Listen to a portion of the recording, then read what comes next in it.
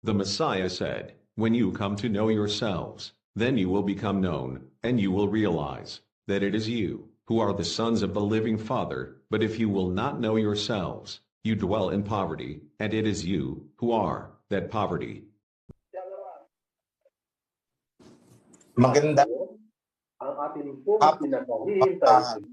magandang tanghali sa inyong lahat. Una sa lahat ay pagpapasalamat sa Abay Hawa and King Hawa Shai na naidaos natin ng matagumpay ang Day of Atonement, yung ating pagbabayad sala sa ating mga hindi sinasadyang kasalanan. So, mga kapatid, ang Day of Atonement po ay hindi dapat inaabuso, as well as the sin offering, hindi dapat inaabuso. So, the big, or rather, most important thing, pinaka-importanting dapat tandaan is avoid sinning. Lumayo kayo sa kasalanan. Huwag yung kayo ang lalapit sa kasalanan, ilalapit ninyo ang inyong sarili, at kapag kayo ay nadapa, sasabihin nyo, ako ay magsisin offering na lang. Maling-mali pong attitude yun. So, tandaan po natin na walang handog na natitira para sa mga kasalanang sinasadya. Wala pong handog na natitira para sa mga kasalanang paulit-ulit na ginagawa. So, ang pinakamahalaga ay iwasan ang pagkakasala hanggat makakaya. Ngayon, kahit na nasusulat dyan sa kasulatan that the sin against flesh is forgivable, ang kasalanan sa laman ay may ipagpapatawad, ngunit may contra verse naman na ang sabi, walang natitirang handog para sa mga kasalanang sinasadya. Forgivable, may pagpapatawad, oo. Pero kung sinasadya, hindi. Kung paulit-ulit na ginagawa na para bang tayo ay nang aasar na sa paningin ng Abay Hawa, useless na po ang ating mga sin offering. Useless ang pagpa-fasting. Bakit? Ano ang dating niyan? Sa Aba, it is plain hypocrisy. That reminder applies to all of us. Mula sa akin hanggang sa inyo, walang exempted.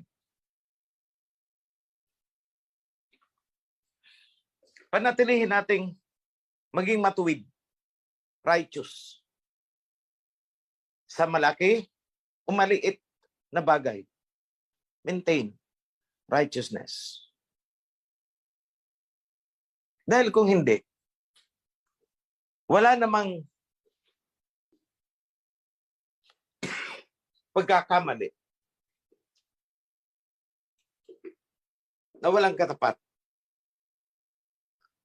na kabayaran.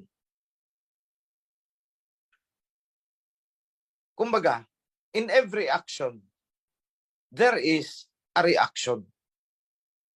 Sa bawat action na ginagawa natin, kung ito ay labag sa covenant, merong reaction mula sa covenant. Hindi ho pwedeng wala. Kung dadalhin natin sa gospel, sabi nga, the 4 gospels, nasusulat dyan. Kung anong iyong itinanim, yun din ang iyong aanihin. So if you planted foolishness, you will reap the fruit of foolishness.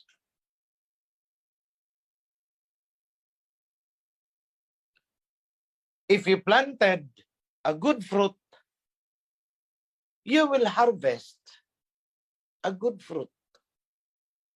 Nagtanim ka ng magandang seed ng isang fruit, aani ka ng magandang bunga. Ganun kasimple yun. Sa maliit o sa malaking bagay nating ginagawa, lagi po nating tatandaan yan. Sa ganun, maiiwasan natin ang paulit-ulit na pagsisin offering, which is nakakaumay na sa ating abayahawa. Hindi ko po sinasabi na ang nakakaumay sa kanya ay yung pagsin offering, kundi yung paulit-ulit na sin offering dahil paulit-ulit sinasadya ang pagkakasala kasi tinitingnan nila as an excuse. Total, pwede namang mag-sin offering eh. Alam niyo mga kapatid, ang sin offering at ang fasting na ginagawa natin, every day of atonement, over and above dun sa mga personal natin ginagawa na sin offering. Ang mga yan ay para sa mga bagay na nagawa natin na hindi natin sukat akalain na isa pa lang pagkakasala. Yan po, magkalinawan tayo.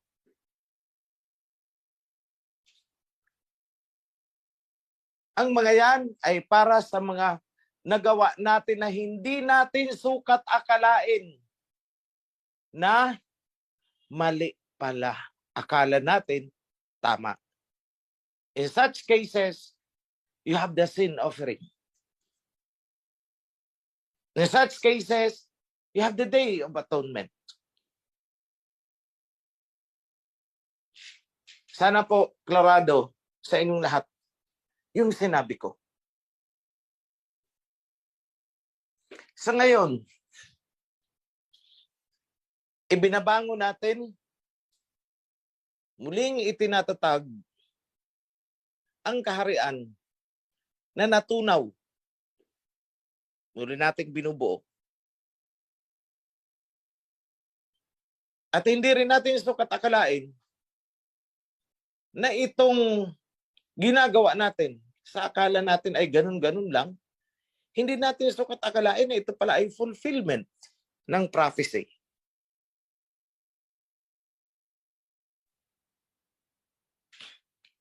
At dahil sinimulan natin at nasisilip natin na tumutugma pala sa mga prophecy. Anong dapat natin gawin? Tingnan natin ang mga sumunod na prophecy because that will serve now as instructions.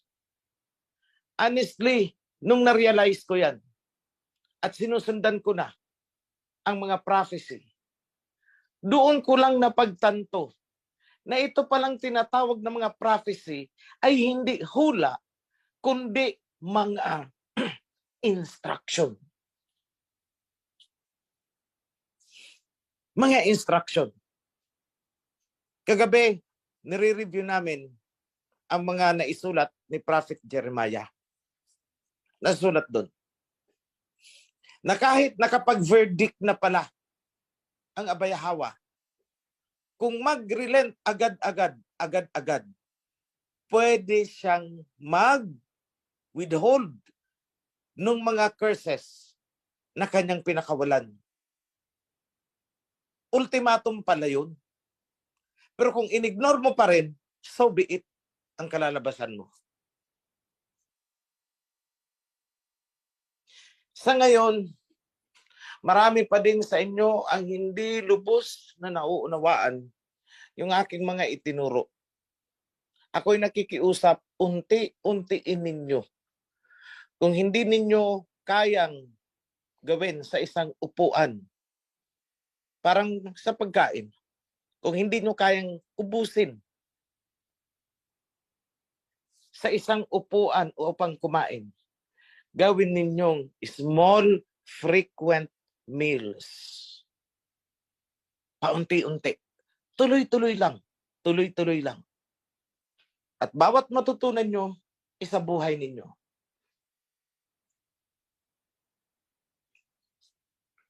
At bago nyo pa namamalayan, you are doing good inside the covenant.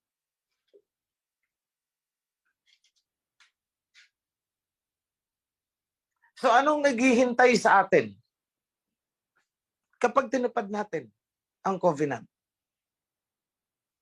Kasi ang Aba by default, kapag tumupad tayo, by default, ang kanyang salita, ito ang mangyayari. Pag hindi kayo tumupad, by default din, ito ang mangyayari. So nasaan ang action manggagaling? Sa atin. If we choose the right way, automatic, dito kayo makakarating. If you choose the wrong way, automatic, doon kayo makakarating. That cannot be bent.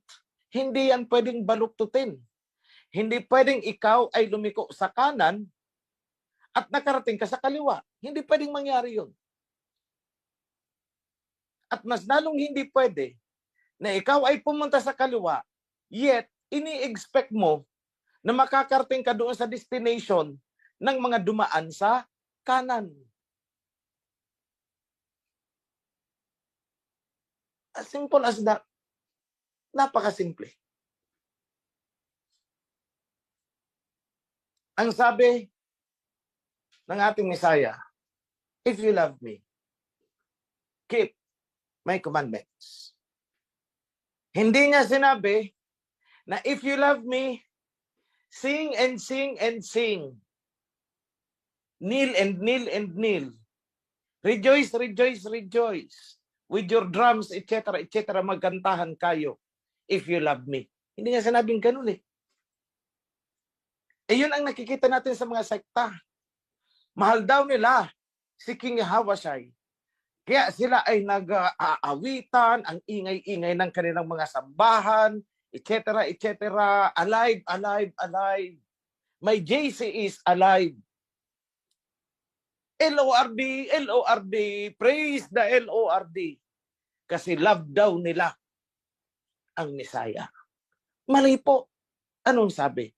If you love me, keep my commandments. Obey my commandments. At ang mga commandments na yan, ay hindi yan bagong commandment. Huwag po kayong maniniwala na may bagong covenant. Huwag po kayong maniniwala na may bagong commandments.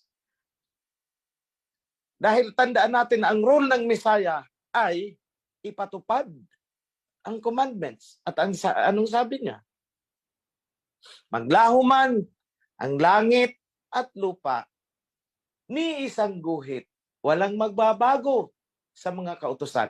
See? Walang nagbago. At tulad ng paulit-ulit kong sinasabi, kung tanungin nyo si Messiah Hawashai, kaninong turo ang dapat naming sundin para kami ay maligtas? Anong sagot niya? You have Moses. Hindi niya sinabing you have Pablo. Anong sabi niya? You have Moses. Hindi kayo makakarating sa lumalagablab na apoy kung makikinig kayo kay Moses. Yan po ang pinaka-essence. Yan ang pinaka-importanteng mensahe nung parable tungkol kay Lazarus at yung mayaman na parehong namatay. Basahin nyo hanggang sa kaduluduluhan ng verse. Kaya wag po kayong magpapadala dyan sa mga nagsasabing wala na ang mga burnt offerings. Wala na ang mga sin offering. Ang Messiah na ang offering. Tapos na sa kanya. I'm sorry for the word. Pero yan po ay isang malaking kalukuhan. Foolishness in English. I apologize for the word kalukuhan. Kasi ang iba, ang akala nila masamang salita yan. No, in English, foolishness. Nasaan yan? Naandyan sa kasulatan. Malaking kalukuhan yan.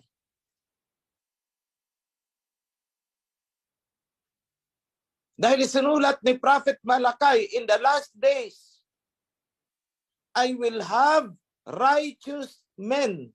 Yahweh will have righteous men, referring to the priests, who will bring offerings just like in the ancient days of Jerusalem.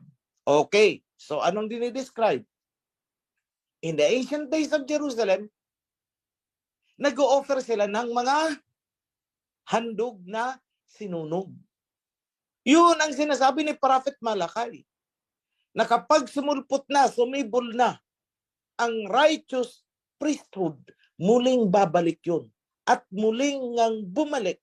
At yun tayo ngayon. Ano ang dapat pagdudahan? That's why I corrected you and I guided you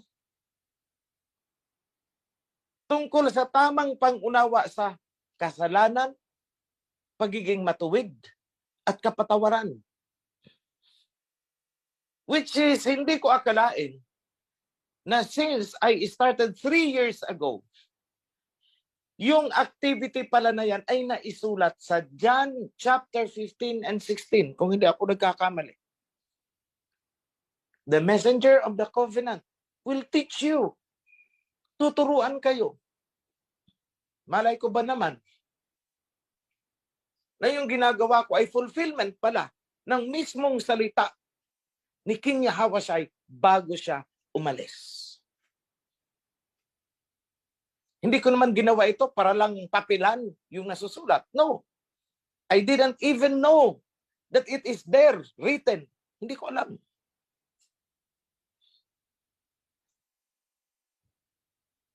Dahil all the while, ako nabiktima din diyan sa espiritu di multo na invisible. Na napakalaki ring kalokohan. Biruin nyo, lahat ng sekta, Holy Spirit daw ang nasa kanila. Punta ka sa pangalawang sekta, Holy Spirit din daw ang nasa kanila. Punta ka sa pangatlo, pang-apat, pang-lima, pang-sampo, pang-100, pang-200, pang-300 na sekta. Lahat nasa kanila daw ang Holy Spirit. Pero bakit nagkokontrahan ang mga turo nila? Sapagkat ang spirit na nasa sa kanila ay hindi ang totoong diwa o spirit ng Aba Yahweh. That is why kung ano-ano na lang ang ginagawa nila. Kung ano-anong paniniwala.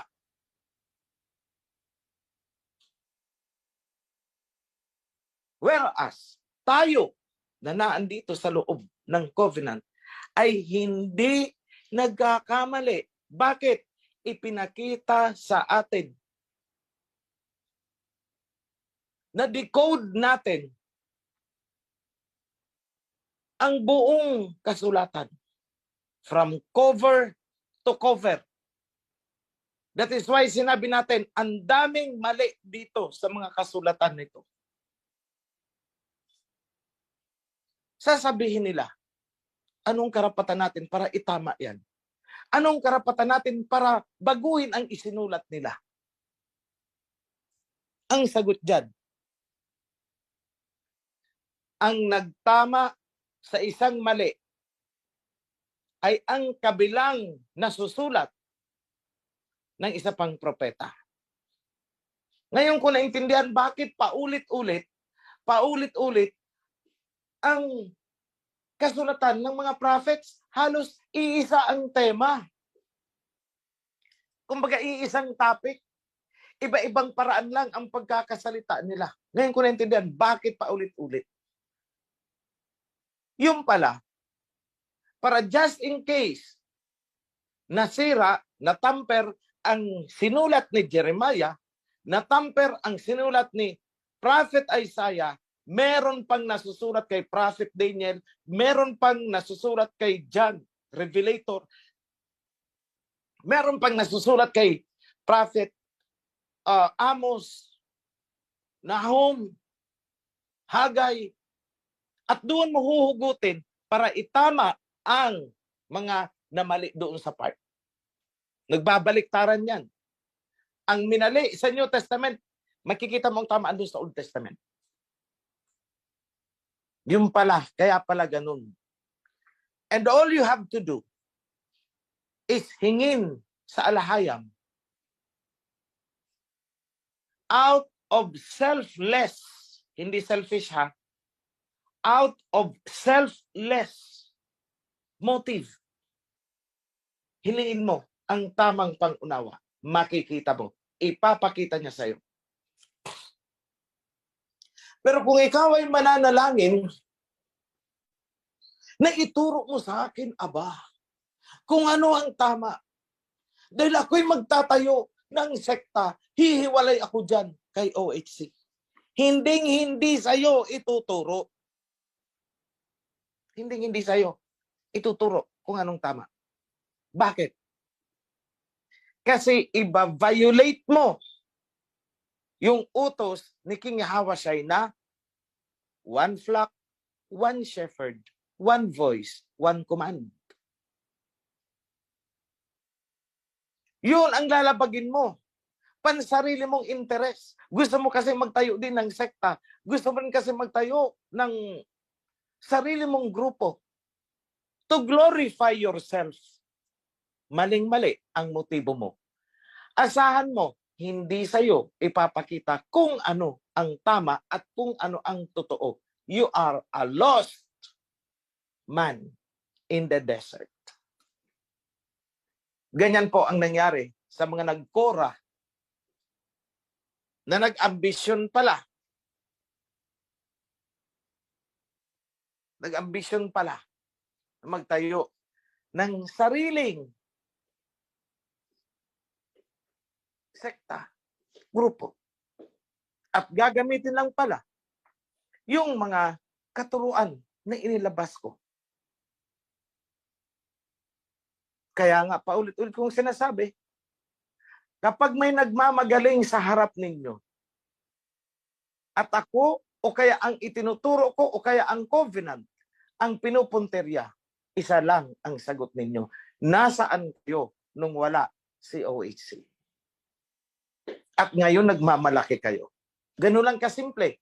Kung paano ninyo didepensahan ang inyong sarili laban sa impluensya nitong mga naghahangad na magtayo ng grupo for their own enrichment, for their own glory.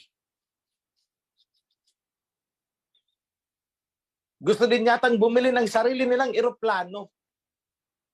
Gusto rin magkaroon ng jet plane.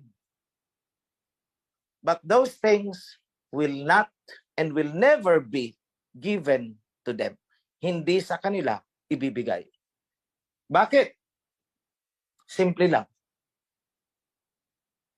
Dahil hindi naaayon sa covenant ang kanilang ginagawa.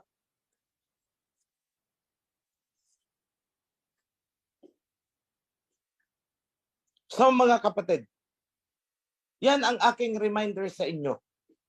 Paulit-ulit man, tila baga ako'y isang sirang plaka, ika nga sa ating salita. Para kang sirang plaka, paulit-ulit. Yes, paulit-ulit ito sa mga nauna nang pumasok sa covenant. Pero kailangan kong ulitin para doon sa mga kapapasok lang. Kaya kayong mga matagal na, ipagpaumanhin ninyo kung ito ba'y tila nakakaumay na mensahe. Ang purpose ko ay para naman marinig nung mga baguhan. At kayong mga nauna, take it upon yourselves. Ako inyo bilang responsibilidad na alalayan yung mga bagong pasok pa lang. Itulad ninyo sila sa mga bagong silang na tupa.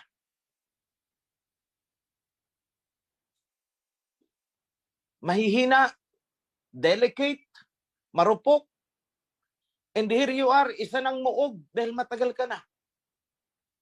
Be a guiding light. Anong sabi? For you are the light and the salt.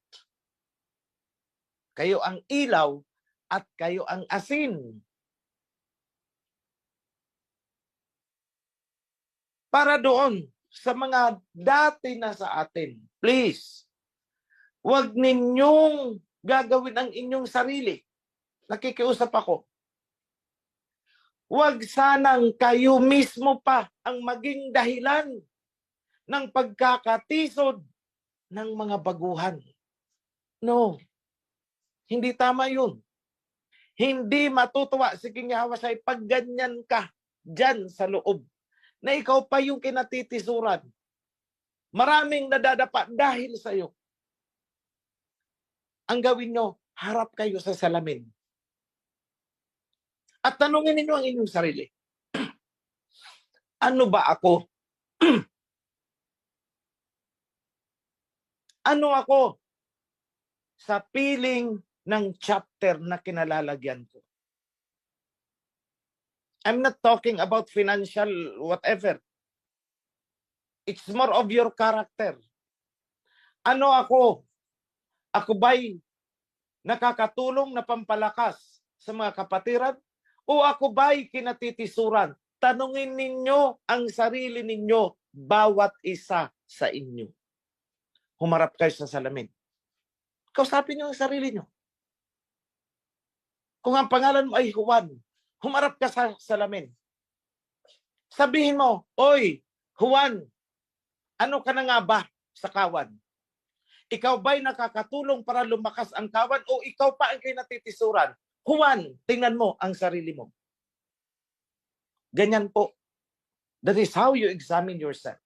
Humarap ka sa salamin. Kausapin mo ang sarili mo. Pangalanan mo ang sarili mo. Duruin mo ang sarili mo sa salamin. Juan, ano ka na? Kumusta ka na, Juan? Medyo matagal ka na rin. 1 taon ka na rin. Pero ano na? Ikaw ba'y nagiging kalakasan sa chapter na kinalalagyan mo? O ikaw ba'y nagiging katisuran? Ask yourself.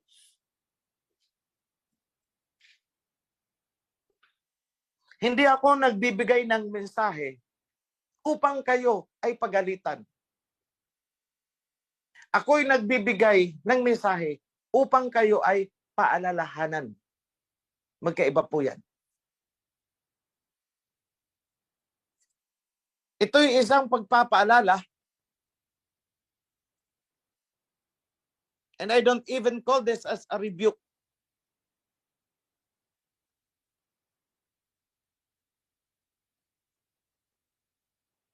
And another thing, naandun tayo sa direksyon na bawat probinsya ay magkakaroon ng isang priest na naka-assign. Ito ang malaking paalala ko sa inyo. Ang sinusunod po natin ay ang covenant. Ang sinusundan ninyo ay ang covenant. Hindi po ang priest.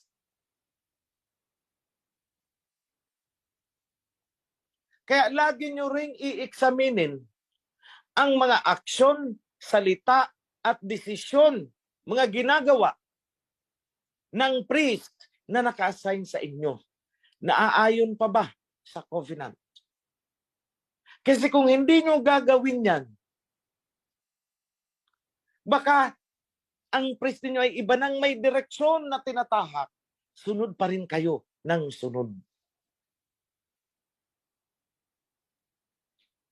So kung ang kanyang sinasabi, ang kanyang itinuturo ay naaayon sa covenant, yung turo ang sundan nyo. Make no mistake. Kaya nalulungkot ako na sa kabila ng mga policy, mga instructions na ibinibigay ko pababa. Kunwari, sinabi ko na kayo ay dito kayo sasama during the Feast of Tabernacles or Day of Atonement. Pero nilalabag. Kasi hindi, ayoko dyan kasi nandun ang priest ko. Maling-mali po yan. Maling-mali.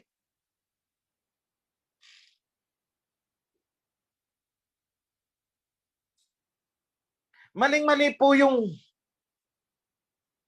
kung saan tumungo ang priest namin, doon kami. Paano kung ibang direksyon ang tinatahak na ng priest ninyo? At hindi pa kaagad namin na-detect, anong mangyayari sa inyo? So what I am saying is, kayong mga members, magkaroon din kayo ng discernment.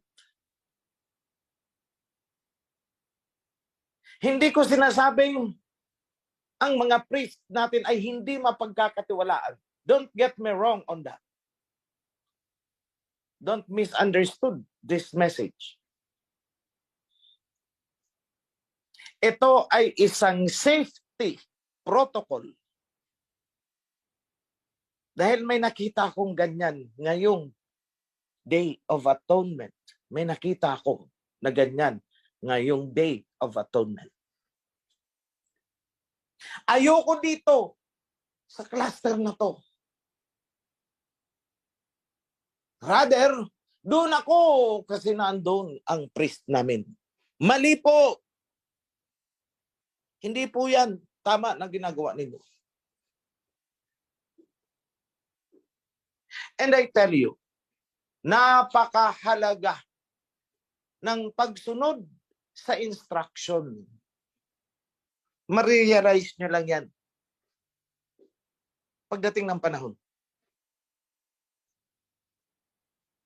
Asahan ninyo mga kapatid na habang may nabubuo ng mga zone, bagong zone, kayo ay malilipat. May mga ilan sa inyo na maaalis doon sa isang cluster at malilipat sa kabilang cluster.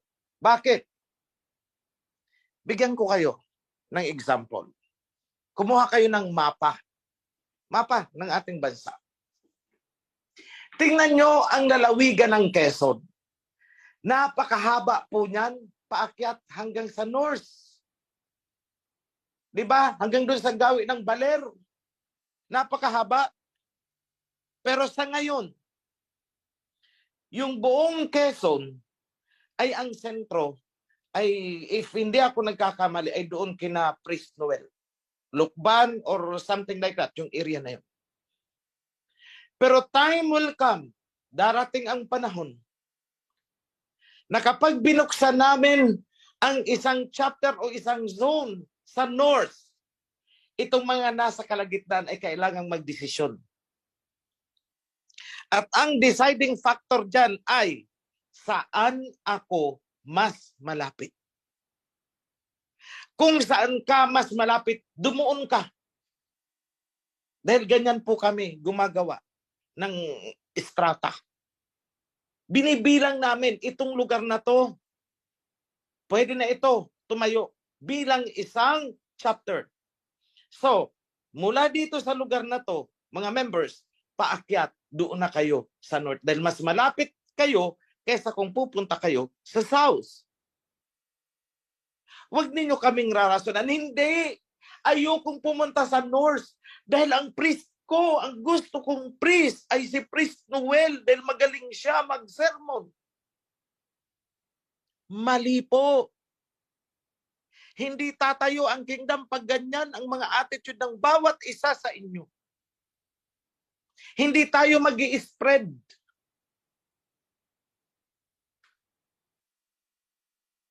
Huwag ninyong gawing idolo ang inyong priest. Dahil sa ganyang ginagawa ninyo, ang priest ay nagiging parang hadlang tuloy para maka-expand ng teritoryo ang kingdom. Gusto ninyo ay magkumpul-kumpulan na lang kasi close-close na ba kami? Close-close na. Beso-beso na kami dito tapos ako malilipat doon. Ayoko. You are not following the covenant. You are not following the one flock, one shepherd, one voice, one command. At darating ang panahon na malalagay ka sa alanganin. Malalagay ka sa alanganin. Bigyan ko kayo ng halimbawa. May event tayo next year. Malaking event. Alam ninyo yan. Kunwari, binilang na namin ang mga bus na gagamitin. Bilang namin kung ilan ang manggagaling sa north at ikaw ay ini-assign na sa north. So kunwari, nagpadala kami ng isang sasakyan. Kasya na sila dyan. 50 ang laman yan, kasya sila. Binilang namin ang nandito sa south ay 50. Ngayon, ikaw ayaw mo kasi pumunta doon sa north o doon mas malapit ka na sa north, pumunta ka sa south. Pagdating mo sa south, ang allocation ng bus doon is 50 lang eh. Pang 51 ka. Ano mangyayari sa'yo? May iiwan ka. Malalagay ka sa alanganin. Bakit? Anong sasabihin sa'yo ng organizer? Ikaw ay mas malapit sa north, dapat doon ka sumama sa bus ng mga north. Tigas ulo mo eh. Sumama ka dito, nakabilang na ito, naka-allocate na ito dito para sa south. 50 lang. Pang 51 ka. Sorry ka, maiwan ka. Yan po ang sinasabi ko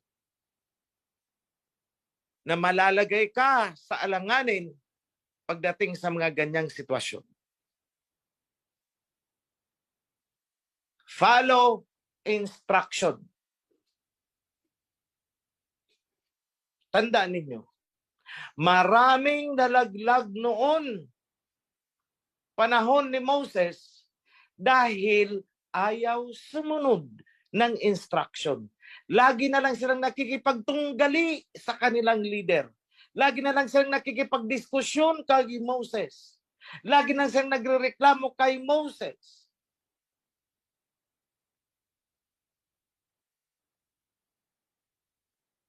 So ano nangyayari? Nalalagay sa alanganin. Buti na lang kung ikaw na lang ang nalagay sa alanganin. Paano kung nadadamay ang iba? How can you take that to yourself? Na malalagay sa alanganin ng iba because of you. Dahil matigas ang ulo mo, ayaw mong sumunod ng instruction. Madadamay ang iba.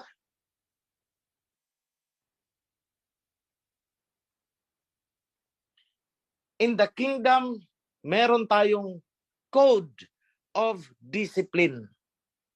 And the code of discipline starts with obedience. Useless po ang code of discipline kahit anong gawin na magagandang rules ng kingdom. Kung kayo mismo ay wala doon sa receptiveness, hindi kayo receptive para sumunod. Kung ang inyong isip ay nakakondisyon sa sariling direction, useless ang mga instruction na ibinababa, pababa, mula sa taas. Useless.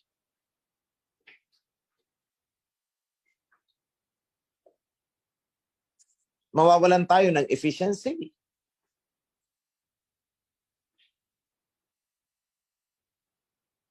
Lahat ng nangyayari sa atin ngayon, these are all but training. Training po ito. Ito ay isang pagsasanay. Parang fire drill. Diba? Pag fire drill, huwag kayong sasakay ng elevator, stairs, dito sa exit. Tigas ulo mo eh.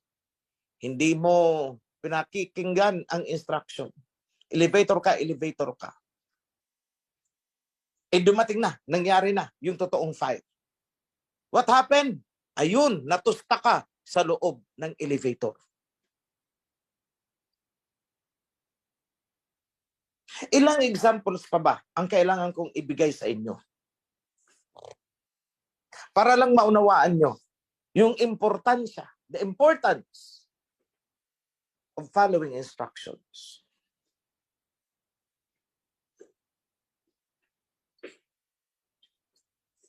Now, dumaan ang DOA. I gave an instruction. Pag hindi kaya ng katawan ninyo ang full dry fasting,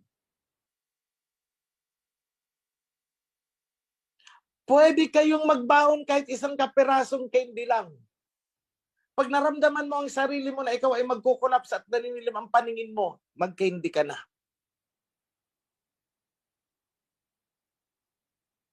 Kasi mas malaking problema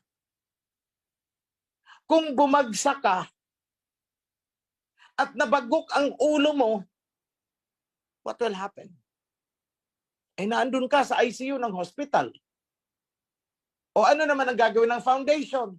Gastusan natin si kapatid dahil kapatid. Okay, fine with it. Pero kung titingnan mo, saan nagsimula? Sa katigasan ng ulo. Huwag ninyong isipin na pag kayo ay bumagsak, ay high level kayo sa paningin ng Aba. Hindi po ganun.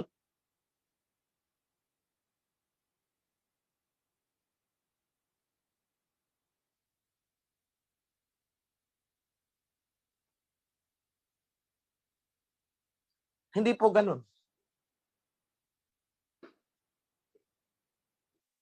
May nag-send ng message, pa-victim card. Hindi ko alam yun. I have to be honest with you to set myself an example. During the Day of Atonement, siguro ko around, bago kami umalis that was around 2 o'clock. Naramdaman ko, nang lalagkit ang lalamunan ko na parang nagdidikit, na parang hindi ako makahinga, parang nagdidikit, parang nagsasara. So what I did, kumuha ko ng tubig, uminom ako, 1 o 2 lagok yata yun, and I stopped.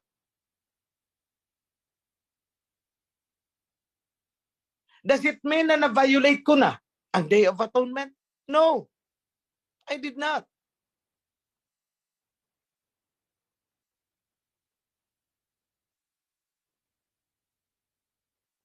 What good will it bring sa kawan? Kunwari, hindi ko ginawa. At ako'y nakahinga at ako'y bumulagta. What will happen?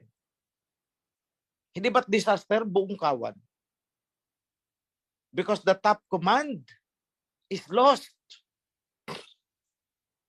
What will happen?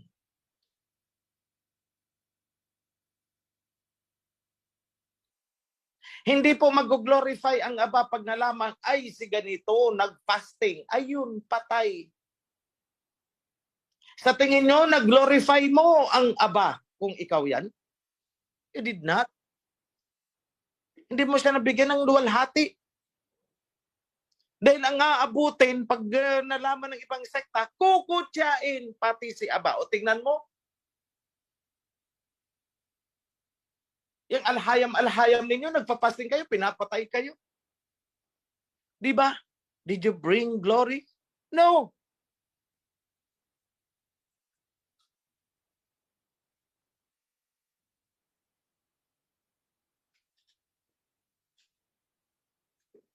As in ordinary Sabbath. Weekly. I'm talking about the weekly. I'm sorry for the word ordinary. I should use the word weekly. Every 7 days.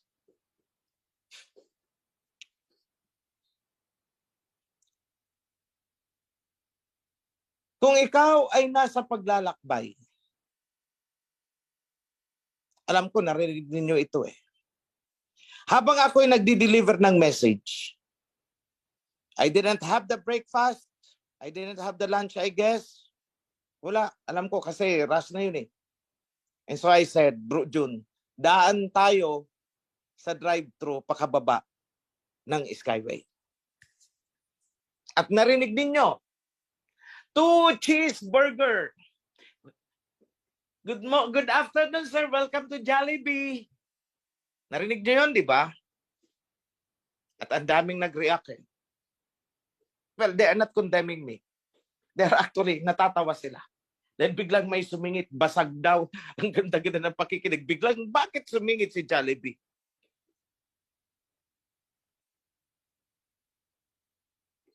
Gusto ko lang malaman ninyo na hindi po yun violation of the Sabbath. It's not.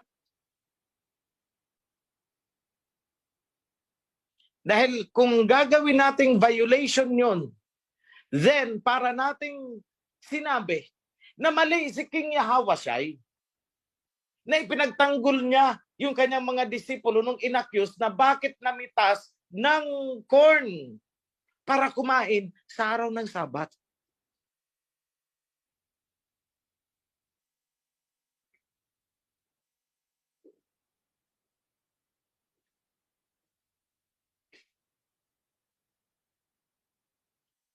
Hindi po nagkasala. Pero, kung gagayahin ninyo ang ginawa ko, willfully in-schedule ninyo sa Sabat, mag-Jollibee tayo. Yun ang mali.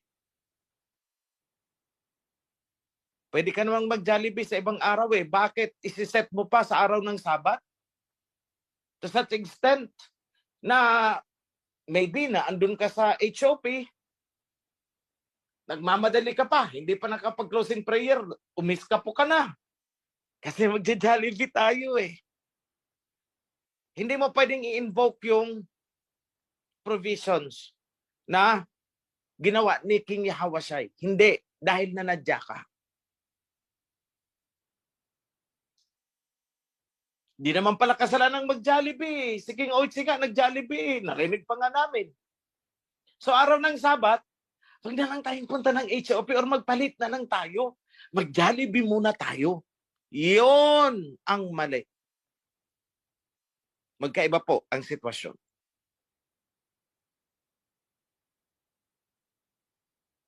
So marami pa tayong dapat pag-aralan, but I hope that can be discussed under Torah, yung sa training ninyo, yung weekly, Torah study. Kailangan malinawan yan because I'm going to give a briefing sa mga priest. Tandaan natin na ang sabi ni Messiah Hawashai noon, the Sabbath was made for man and not man for the Sabbath. Ang ibig niyang ipakahulugan is there are certain exemption on a case-to-case basis. Depende sa sitwasyon.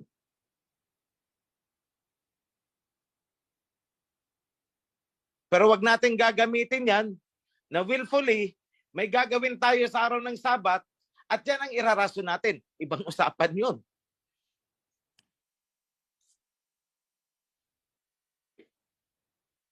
So more of that pagdating sa inyong training. Torah study. I am going to give a briefing. Now, on the international scene, pasensya na ha, medyo ibubuhos ko na ito ng dadagdagan ko na. The latest news is Biden is concerned with nuclear war from Russia. That was 6 hours ago. Yung news.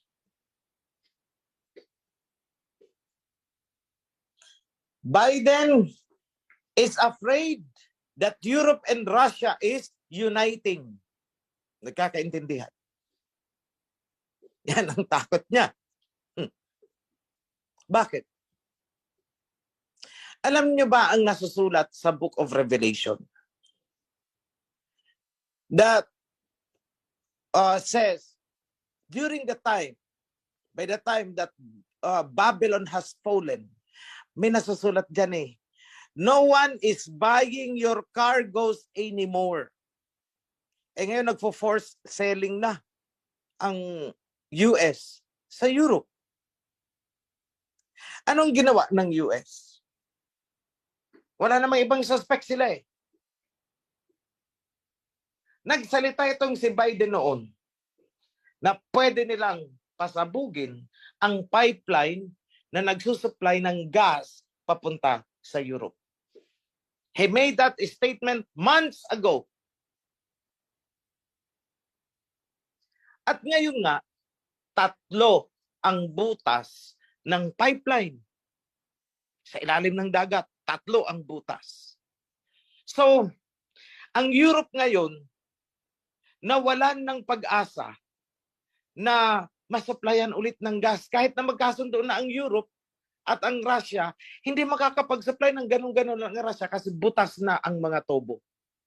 Ang tubo, butas. May mga butas yung tubo. Kasi dati, nung binoykot ng Europe ang gas, sinanction ng Europe ang Russia, I should say. Kampante si Biden, okay, hindi natin gagalawin ang pipeline kasi total, ang Europe ay nakikisa sa atin laban sa Russia. Okay.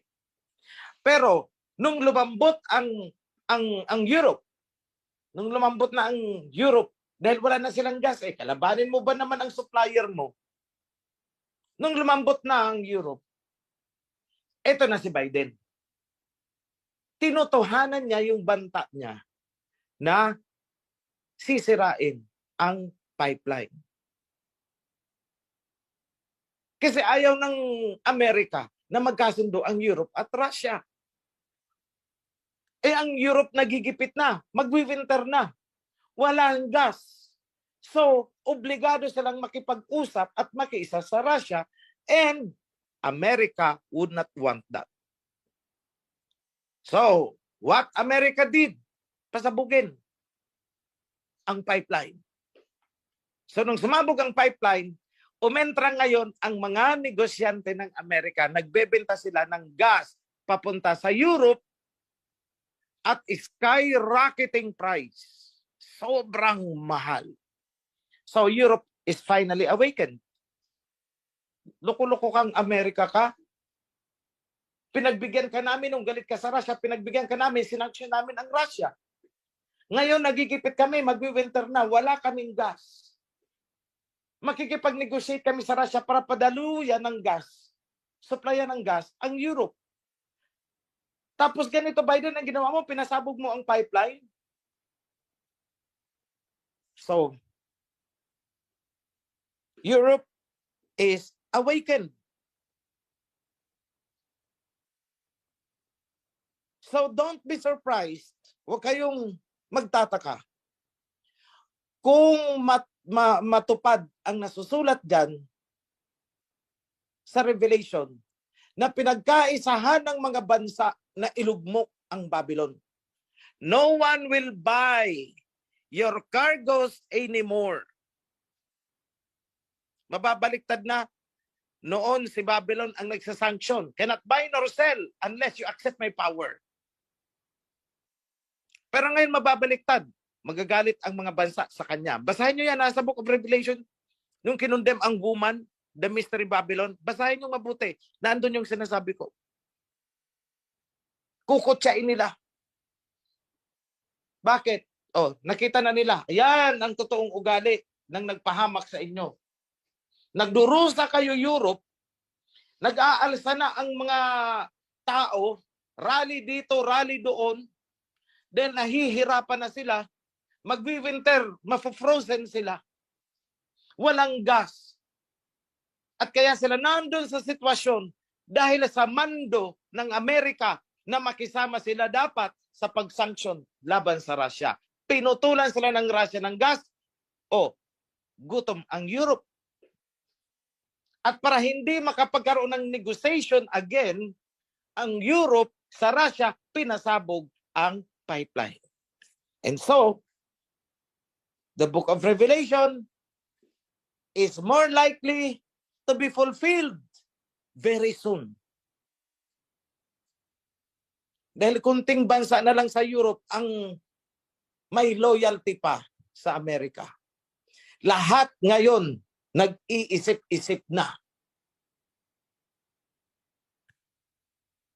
At the corner of their mind, nare-realize na nila, Amerika ang nagpasubo sa atin eh. Pinahamak tayo ni Biden.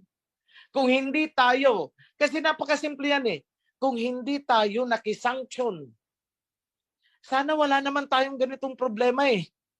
At sana hindi nagtagal ang gyera sa Ukraine. Sinuplayan kasi natin ng pera, weapons ang Ukraine. Nagtagal ang giyera. And tayo ang nagsasuffer. Europe is awakening. The book of Revelation is starting to be fulfilled. So, wag niyong, pag nangyari yan, wag niyong iisipin na, ay, salamat, tapos na. No. That is the introduction. Magkakaroon lang ng brief, lucid interval yan. Peaceful, maybe a few years, 2 or 3. Dahil mababaliktad noon, ang ina-isolate nila is yung Russia. But this time, ang maa-isolate ay ang Amerika.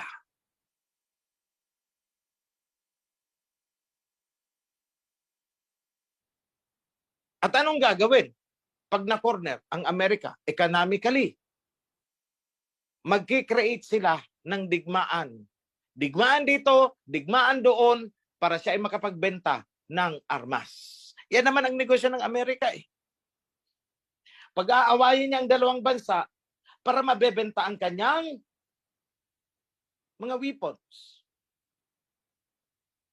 O kunwari, pag-awayin niya Nation A at saka Nation B. Habang nag-aaway si Nation A at saka si Nation B, bumibili para yung dalawa, bumibili ng weapon sa Amerika. O hindi, panalo sa Amerika. Sige, magsuntukan kayo na magsuntukan. Basta pareho kayo, sa akin bibili ng weapon. O hindi, habang nagdurusa ang dalawang bansa, okay, America is getting richer. Pero nabubuking na ngayon ang kanyang strategy. Europe is awakening. Germany is awakening. Kaya lang, hindi lang makapalag. But in due time, ang masasanction ay ang Amerika. Mark my word. Hindi man lantad na pagkakasanction, hindi man expressed, it would be implied. Magbubulungan ang mga bansa na yan sa Europe. Pagkaisahan natin. Walang announcement of formal announcement na may sanction laban sa Amerika. But the situation will push European nations to do it. Kasi kailangan nilang makuha muli ang kalooban ni Putin para supplyan sila ng gas, para supplyan sila ng krudo. Bakit? Pinahihirapan na sila ng Amerika. At ang Saudi ay nakiisa kay Putin. Ililimit ng Saudi ang production of oil. So tataas ngayon ang presyo ng oil. Kumusta naman tayo? We are suffering collateral damage. But as prophesied, that will happen. Parang woman na manganganak, suffering in pain, in agony. Yan ang sitwasyon ng mundo ngayon. That is the situation. Pero habang nagkakagulo sila, tuloy-tuloy ang pagtatayo at pagre-revive natin ng kingdom. Tuloy-tuloy. Walang lilingon. Walang kikiling sa kaliwa. Walang kikiling sa kanan. Tuloy-tuloy. Isang boses, isang hakbang. Cadence. Marcha. Cadence. Tuloy-tuloy lang. Huwag matatakot. Matatakot ka pag lumingong ka sa kaliwa, lumingong ka sa kanan, lumingong ka sa likod mo, diyan ka sasagilihan ng takot. But if you just look forward, follow the covenant, imagine yourselves, ibalik ninyo ang inyong sarili doon sa panahon na ang mga Israelites ay tumatawid sa Red Sea.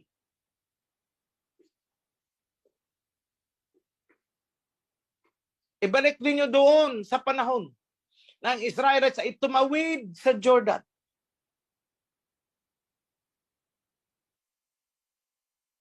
Ibalik ninyo ang inyong atensyon doon sa panahon na inikutan ng Israelites ang Jericho. At ang nangunguna ay ang covenant. That is what we are today. Ang nangunguna ay ang covenant.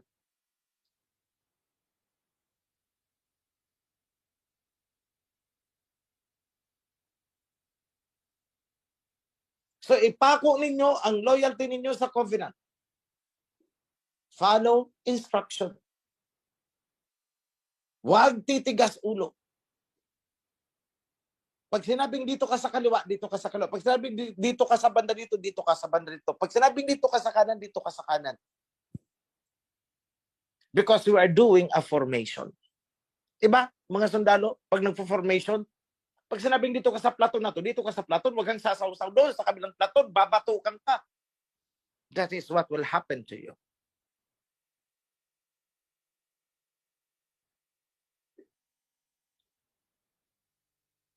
So with that message, mga kapatid,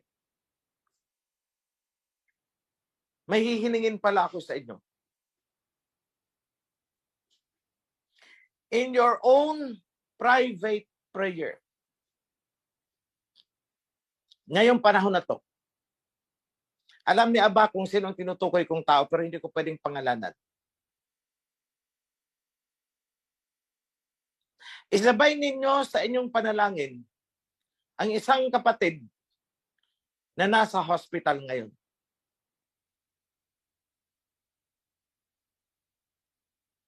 When you pray, sabihin nyo kay Aba, kung sino man niyang kapatid namin na ayaw sabihin ni King OHC, kung sino man yan, alam mo yan.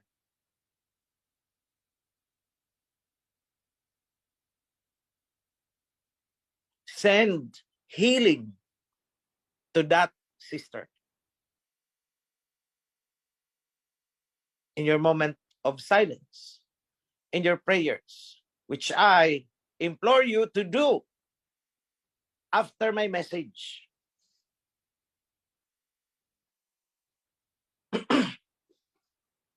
Hindi kailangan maging showy. Hindi kailangan magpakita sa iba na ikaw ay nananalangin. Deep within you, wherever you are seated, saan ka man naruroon, ikaw man ay naglalakad, ikaw man ay kumakain, in your thought and in your heart, send a prayer to Abba Yahweh for the healing of that one sister na nasa hospital ngayon. Also include the others na hindi nyo na alam kung sino sila. I, for myself, I don't know how many they are. But before the DOWA, meron akong isang kapatid na lalaki somewhere in the south, Visayas region, nasa hospital din. Include, pero hindi ko na alam kung ano na ang nangyari sa kanya. He was under observation. And I think hindi siya nakaselebrate ng DOWA kasi nasa hospital din siya. Include. Include also sa prayers ninyo. May nabalitaan ako isang kapatid na matay nung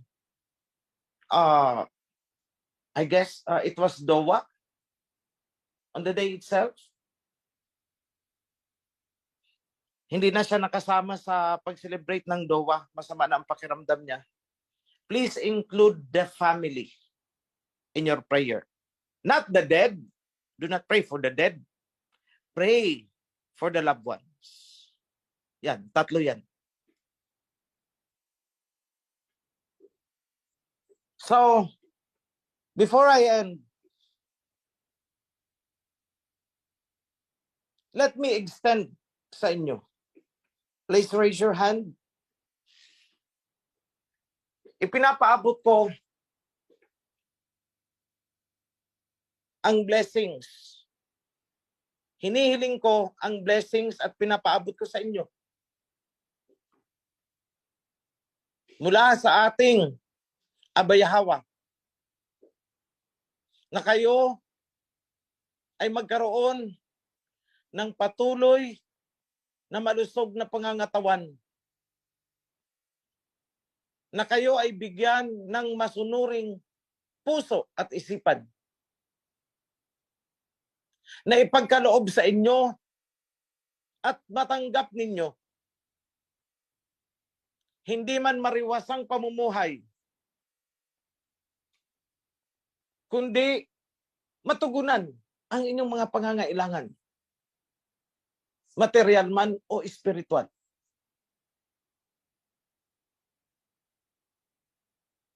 Nawa ay mahikayat din ninyo at maisama ninyo ang inyong mga mahal sa buhay para buo kayo at sama-sama sa loob ng covenant.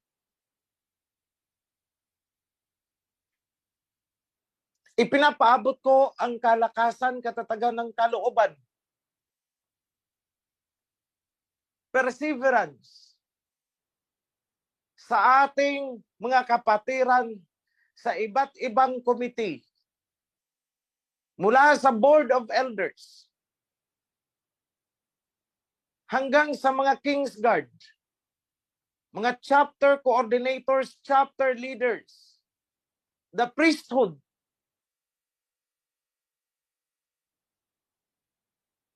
organizers, and down to the volunteer workers. Mabigyan ng kalakasan, pangangatawan, lalo na yung mga nagtatrabaho ng mabigat na trabaho sa construction ng ating temple para sa ating alahayab. Sumainyo ang lubos na pagpapala. At ini-invoke ko ang pangako ng ating Abay Hawa na kanyang ipagkakaloob, ibubuhos, bubuksan ang kalangitan upang ibuhos sa atin ang pagpapala na wala na tayong mapapagsidlan. I invoke that. All of this in the name of our King of Kings, King Yahawashi. Be blessed, mga kapatid. Shalom and happy Sabbath to all. Yada. Yada. Yada. Haleluya. Yada.